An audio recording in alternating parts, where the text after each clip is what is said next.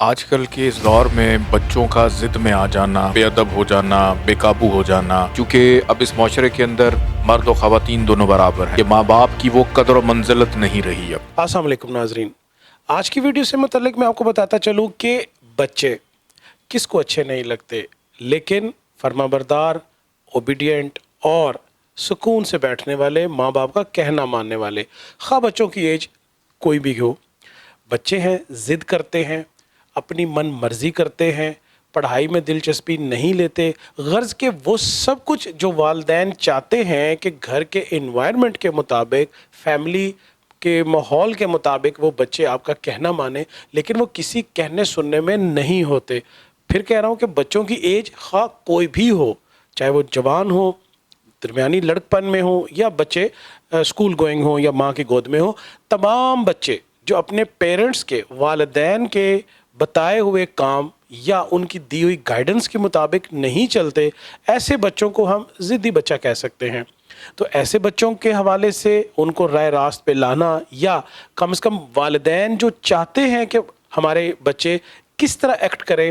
اس کے لیے ایک وظیفہ آج سید محمد علی زنجانی صاحب نے تجویز کیا ہے۔ اس کے کیا معروضات ہیں، اس کے کیا مدارج ہیں، اس کا کیا پروٹوکول ہے، وہ جانیں گے سید محمد علی زنجانی صاحب سے۔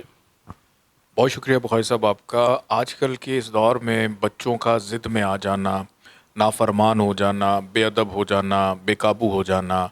بچہ چھوٹا ہو، بچہ بڑا ہو، بچہ ضد کرتا ہے، بچہ تنگ کرتا ہے، بچے آپس میں لڑتے ہیں، یا بچہ تعلیم پہ توجہ نہیں دے رہا، پھر اس کے بعد دوستوں کے ساتھ رہتا ہے، گھر میں نہیں آتا، گھر میں ٹائم نہیں دیتا، اولاد بگڑ گئی ہے۔ لڑکا لڑکی دونوں کی میں بات کروں گا، اولاد کی صرف یہ نہیں کہ خاص آپ یہ ذہن میں رکھیں کہ لڑکوں کی بات ہو رہی ہے، چونکہ اب اس معاشرے کے اندر مرد و خواتین دونوں برابر ہیں۔ پھر کئی دفعہ ایسا ہوتا ہے کہ آپ نے اپنے بچے کی شادی کر دی ہے، شادی ہو جانے کے بعد وہ بالکل اپنی بیوی کا ہو کے رہ گیا یا بیوی شوہر کی ہو کے رہ گئی کہ ماں باپ کی وہ قدر و منزلت نہیں رہی اب۔ تو آج کی اس ویڈیو کے اندر میں ایک ایسا بڑا مجرب وظیفہ بتانے جا رہا ہوں کہ ہر گھر میں یہ ہونا چاہیے۔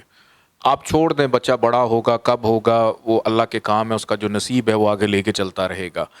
ہر ماں کو یا باپ کو چاہیے کہ منگل والے دن 9 مرچیں لیں، 9 مرچیں لے کے ہر ایک مرچ کے اوپر آپ ایک دفعہ سورہ تحریم پڑھیں، اور 9 مرچوں کے اوپر آپ 9 دفعہ پڑھیں، اور پڑھنے کے بعد 7 دفعہ بچے کے سر سے سیدھا اور 7 دفعہ الٹا وار کے آپ ان مرچوں کو کہیں پہ بھی مٹی میں ان کو دفنا دیں یا مٹی میں دبا دیں۔ اس سے یہ ہے کہ بچے کے اندر وہ جو ضد ڈیولپ ہونے والی جو کیفیت ہے، بچے کے اندر جو نافرمانی پیدا ہونے والی کیفیت ہے، بچے کے اندر بہت زیادہ ایگریشن یا انگزائٹی پیدا ہونے والی جو کیفیت ہے، پھر ایج میں آ کے ہارمونل چینجز ہوتے ہیں، اس وجہ سے بھی بچوں کے اندر ڈسٹربنس آتی ہے، ضد آنی شروع ہو جاتی ہے۔ بلکہ یہ وہ مائیں بھی کر سکتی ہیں، وہ افراد بھی کر سکتے ہیں کہ جن کے بچے کئی عرصے سے، کئی سالوں سے اپنے ماں باپ کو پوچھتے ہی نہیں ہیں، ان کو دیکھتے ہی نہیں ہیں، ان سے بات ہی نہیں کرتے ہیں، یا کہیں چلے گئے ہیں، اور اس کے بعد انہوں نے بالکل اپنے والدین کو بے یار و مددگار چھوڑ دیا ہے کہ آپ ان کی نیت سے صرف منگل والے دن اس کو پڑھا جاتا ہے، آپ ظہر کی نماز کے ساتھ اس کو پڑھ کے تو آپ اس عمل کو بجا لائیے۔ اول آخر 14 دفعہ درود پاک لازمی پڑھ لیجئے گا، اور اس کی ایک چھوٹی سی زکوٰۃ ہے 9 روپے کی، وہ ضرور نکال دیجئے گا۔ بہت شکریہ۔ کم سے کم گزشتہ ویڈیوز کے مطابق اگر میں اندازہ لگاؤں تو یقیناً یہ